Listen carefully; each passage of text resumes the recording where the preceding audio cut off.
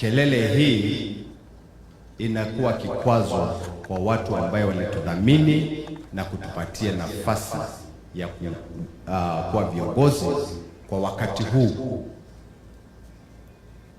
Na watu si wajinga, wanajua ukiongea ukweli na ukiongea uongo, ama sivyo?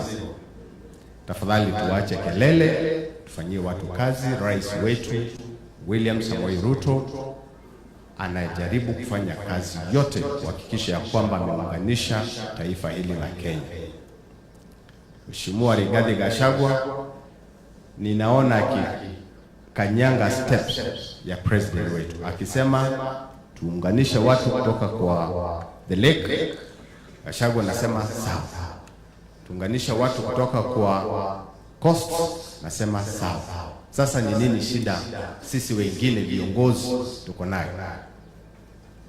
Tuwe pamoja, tuunganishe wa Kenya, tufanye kazi pamoja, tuwache kelele.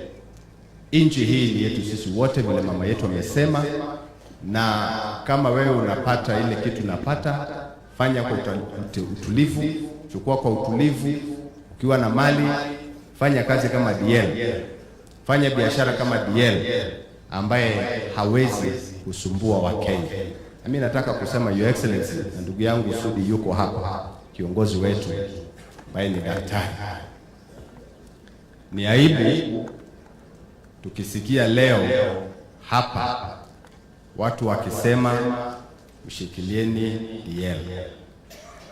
Na wewe Sudi, imesimamishwa hapa kuwa ni product ya huyu ndugu yetu. Ongea na wenzako, ongea na marafiki wetu, na najua kwamba rais wetu ni mtu ambaye anapenda watu wote.